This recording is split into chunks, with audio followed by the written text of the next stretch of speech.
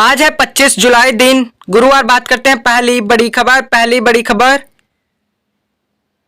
सरकारों व किसानों में विश्वास की कमी, बातचीत से निकाले समाधान। नई दिल्ली सुप्रीम कोर्ट ने पंजाब व हरियाणा राज्यों के बीच की शंभू सीमा पर यथास्थिति बनाए रखने का निर्देश दिया। इसके साथ ही शीर्ष कोर्ट ने दोनों राज्य सरकारों ने शंभू सीमा पर किसानों के विरोध प्रदर्शन सीमा किसान मुद्दे को हल करने के तरीके और साधन खोजने की कहा। कोर्ट ने कहा किसानों और सरकार के बीच विश्वास की कमी है। अदालत ने शंभू सीमा पर प्रदर्शन कर रहे किसानों से बातचीत करने के लिए समिति बनाने का भी सुझाव दिया, जिसमें निष्पक्ष लोग रखे जाएं। बख्तरबंद ट्रैक्टर व जेसीबी के साथ नहीं जाने दे सकते किसानों को Mehta. Justice Suryakant, justice Deepansh Datta, justice Ujjal Bhuyan की पीठ ने बुधवार को सुनवाई के दौरान कहा पंजाब और हरियाणा सरकार को किसानों से बातचीत करके मुद्दे का समाधान निकालना होगा। पीठ ने कहा समिति का गठन प्रतिनिष्ठ व्यक्तियों को मिलाकर किया जाना चाहिए। वहीं बात करेंगे अगली खबर। बजट में उत्तर प्रदेश समेत कई राज्यों की अनदेखी का आरोप। विपक्ष ने कहा वित्त मंत्री ने यूपी, महाराष्ट्र, तमिलनाडु व पंजाब समेत कई राज्यों का नाम तक नहीं लिया। सीतारमण ने आरोपों को बेतुका बताया।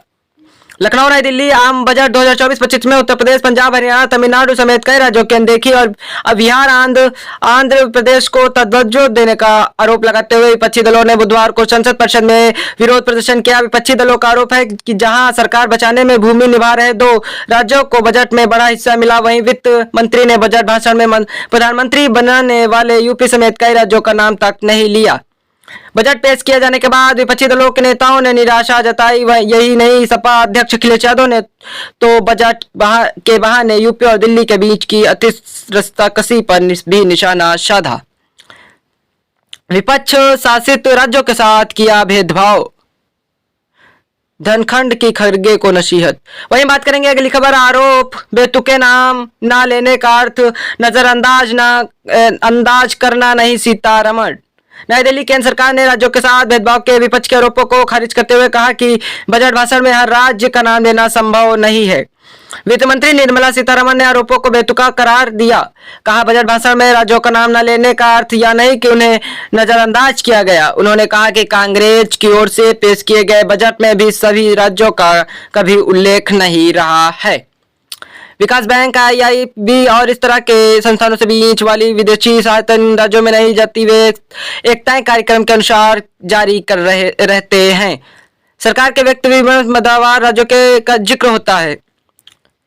वहीं बात करेंगे अगली खबर। अब तहसीलों में ही रहेंगे एसडीएम व तहसीलदार।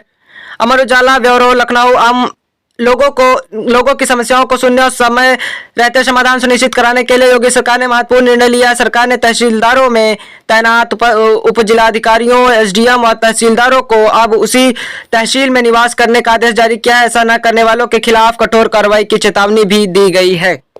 इससे एसडीएम और तहसीलदार अपना ज्यादा से ज्यादा समय संबंधित तहसील में बिताएंगे, जिससे लोगों को शीघ्र समाधान मिल सके। इससे अधिकारियों के साथ साथ सरकार की छवि में भी सुधार होगा। मुख्य सचिव मनोज कुमार सिंह की ओर से सभी मंडलायुक्तों और जिलाधिकारियों को इस संबंध में निर्देश जारी किया गया है। मुख्य सचिव की ओर से जारी निर्देशों में कहा गया। वहीं बात करेंगे अगली खबर। अग्निवीरों को असम राइफल्स और सीएफपीएफ में मिलेगा 10% आरक्षण। नई दिल्ली केंद्र सरकार ने सेना में 4 वर्ष की सेवा पूरी करने के बाद अग्निवीरों को केंद्रीय सशस्त्र पुलिस बल सीएफपीएफ और असम राइफल में 10% आरक्षण देने का फैसला किया है। केंद्रीय गृह राज्य मंत्री नित्यानंद राय ने राज्यसभा में बुधवार को बताया कि दोनों बलों में 10% रिक्तियां पूर्व अग्निवीरों के लिए होंगी। गृह राज्य मंत्री ने एक लिखित प्रश्न के जवाब में बताया कि पूर्व अग्निवीरों के लिए सीपीएफ और असम राइफल्स में कांस्टेबल, सामान्य ड्यूटी और राइफलमैन के पद पर ऊपरी आयु सीमा में छूट और शारीरिक दक्षता परीक्षा में छूट का प्रावधान किया गया है। उन्होंने बताया कि 1 जुलाई 2024 तक केंद्रीय सशस्त्र पुलिस बलों में सीपीएफ और असम राइफल आईआर में स्वीकृत। वहीं बात करेंगे अगली खबर। यूपी में 19,848 करोड़ रुपए से बदलेगी रेलवे की सूरत। रेल मंत्री अश्विनी वैष्णव ने कहा 10 साल में पूरी रेलवे के लिए बजट आवंटन 18 गुना बढ़ा। लखनऊ, गोरखपुर, कानपुर उत्तर रेलवे में नई रेल लाइनें बिछाने, बेहतर सुरक्षा, स्टेशनों के अपग्रेडेशन और यात्री सुविधाओं को बढ़ाने के लिए 19,848 करोड़ रुपए खर्च किए जाएंगे। रेल मंत्री अश्वनी वैष्णव ने बताया कि रेलवे को 2.62 लाख करोड़ रुपए का बजट मिला। इससे 1.8 लाख करोड़ रुपए रेल यात्रा को ज्यादा सुरक्षित बनाने पर खर्च किए जाएंगे। वैष्णव ने कहा कि वर्ष 2004 व 14 यूपी की औसत 11.9 करोड़ रुपए दिए जाते रहे हैं। कुंभ के लिए चलाई जाएंगी स्पेशल ट्रेनें। वहीं बात करेंगे अगली खबर, सूचना विभाग में आरक्षित वर्ग के 75% आउटसोर्सिंग कर्मचारी। उप मुख्यमंत्री केशव प्रसाद मौर्य ने पत्र भेजकर विभाग से मांगी थी जानकारी। विभाग में बड़ी संख्या में आरक्षित वर्ग के कर्मियों की हुई नियुक्ति। लखनऊ डिप्टी सीएम ने केशव प्रसाद मौर्य द्वारा सरकारी विभागों से आउटसोर्सिंग व संविदा के पदों पर आरक्षण दिए जाने संबंधी पत्र भेजने का असर सामने आने लगा है। सूचना एवं जनसंपर्क विभाग के आउटसोर्सिंग से हुई भर्तियों से आरक्षण देने का आंकड़ा जारी किया गया। बता दें कि आउटसोर्सिंग नियुक्तियों में आरक्षण का नियम लागू नहीं होता। हालांकि सूचना विभाग में 75% से ज्यादा आउटसोर्सिंग कर्मी आरक्षित वर्ग से हैं। उसमें भी सर्वाधिक अन्य पिछड़ा वर्ग ओबीसी है। सूचना विभाग में आउटसोर्सिंग कर्मचारियों की कुल संख्या 676, इसमें 512 कर्मचारी आरक्षित वर्ग के हैं। वहीं बात करेंगे अगली खबर, शराब का कच्चा माल कल मुक्त, कंपनियां होंगी मालामाल। वैश्विक निवेश सम्मेलन के तहत प्रदेश में 20,000 करोड़ के 13 डिस्टिलरी प्लांट लग रहे हैं। लखनऊ शराब बनाने से में इस्तेमाल होने वाला INS कंट्रोल्स अल्कोहल वेल के बाद अब GST से मुक्त हो गया है। बजट में इस ऐलान के बाद शराब इंडस्ट्री को अरबों रुपए का फायदा होगा। अकेले यूपी के शराब निर्माताओं को 500 करोड़ रुपए का फायदा होने की उम्मीद है। प्रदेश में करीब 100 डिस्टिलरी राज्य देश में डिस्टिलरी हब के रूप में उभर रहा है। अकेले वैश्विक निवेश सम्मेलन के तहत ही 20,000 करोड़ रुपए के 13 डिस्टिलरी प्लांट लग रहे हैं।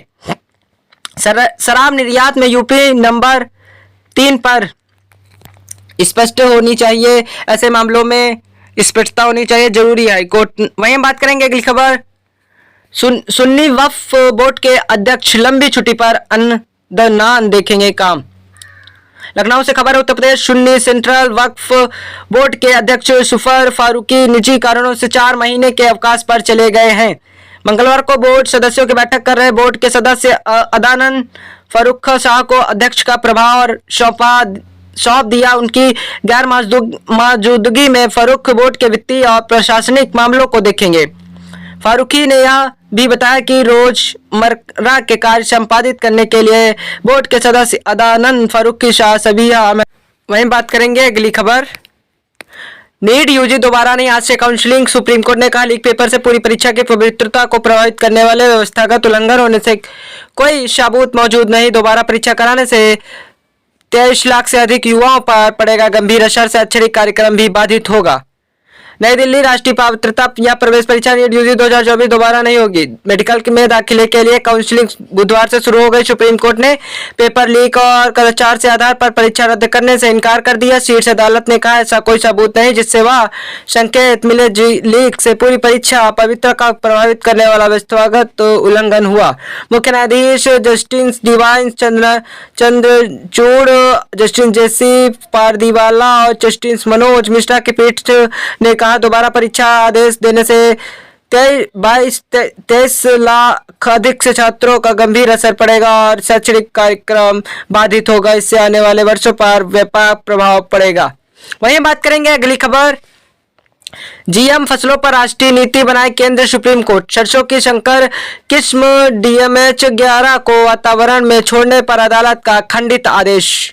नई दिल्ली, सुप्रीम कोर्ट ने सरसों की संकर हाइब्रिड किस्म DMH 11 को बीज उत्पादन और परीक्षण के लिए वातावरण में छोड़ने के केंद्र सरकार के वर्ष 2022 के फैसलों को वैधिक पर खंडित फैसला सुनाया। जस्टिस V नगरत्ना और जस्टिस संजय करोल की पीठ ने इस मामले को मुख्य न्यायाधीश जस्टिस दीवान चंद्रचूड़ के समक्ष रखे जाने का निर्देश दिया ताकि कोई बड़ी पीठ इस पर फैसला दे सके। दोनों न्यायाधीशों ने हालांकि अनुवेशिक रूप से संबंधित पर एक राष्ट्रीय नीति तैयार करने का केंद्र को एक मत से निर्देश दिया। पीठ ने कहा कि पर्यावरण मंत्रालय जिस पर नीति करने सभी वहीं बात करेंगे अगली खबर। सोने के रेट पर फैला भ्रम, वास्तव में 2500 रुपए प्रति 10 ग्राम कम। सराफा व्यापारियों के संगठन कीमतों को लेकर ग्राहकों का भ्रम कर रहे हैं दूर। लखनऊ से खबर है, सोने पर कस्टम ड्यूटी 9% कम होने के बाद बुधवार सुबह से ही सराफा व्यापारियों के फोन व्यस्त हो गए। इनमें से एक तो सोना खरीदने वाले ग्राहक के फोन थे, तो दूसरे सोने के रेट कस्टम ड्यूटी कम होने की तुलना में बहुत कम घटने की शिकायतें भी दी। सराफा व्यापारियों के संगठन कीमतों को लेकर ग्राहकों का भ्रम दूर कर रहे हैं। बजट में सोने पर 10% कस्टम शुल्क और 5% कृषि सेस को घटाकर केवल 5 और 1% कर दिया, यानी 15% की जगह से शुल्क 6% रह गया। ग्राहकों ने बजट के पहले चल रहे सोने के भाव लगभग 73,500 रुपए प्रति 10 ग्राम पर सीधे 9% रेट घटा दिए, करीब 6500 रुपए थे। लेकिन वहीं बात करेंगे अगली खबर। बारिश से मुरादाबाद में पटरियां डूबी, सिग्नल ठप, झांसी में भी ट्रेनें रुकी। मुरादाबाद में 36 ट्रेनें 4 घंटे तक रास्ते में खड़ी रहीं। ललितपुर में आज स्कूल बंद। मुरादाबाद, ललितपुर, झांसी झमाझम बारिश से मंगलवार देर रात बुधवार और झांसी में रेल यातायात प्रभावित हो गया। मुरादाबाद रेलवे यार्ड में पानी भरने से ट्रेनों का संचालन ठप हो गया। पटरियां जलमग्न होने से ट्रैक पॉइंट पर सिग्नल ने काम करना बंद कर दिया। इससे 36 ट्रेनें 4 घंटे तक रास्ते में खड़ी रहीं। 4 पैसेंजर ट्रेनों को निरस्त करना पड़ा। अनुमान है कि इन स्थितियों के बीच करीब 30,000 यात्री परेशान हुए हैं। इन ट्रेनों ने रामपुर मुरादाबाद के बीच करीब 27 किमी की दूरी लगभग 3 घंटे में तय की। उधर झांसी बीना रेलमार्ग भी 4 घंटे प्रभावित रहा। दौरा रेलखंड में ट्रैक पर पानी भरने से 16 पैसेंजर और 6 मालगाड़ी बाधित रही। ललितपुर की शाहजहां, उटारी, जामानी और सजनाम नदियों का जलस्तर बढ़ गया। प्रदेश के कई जिलों में आज भारी बारिश के आसार।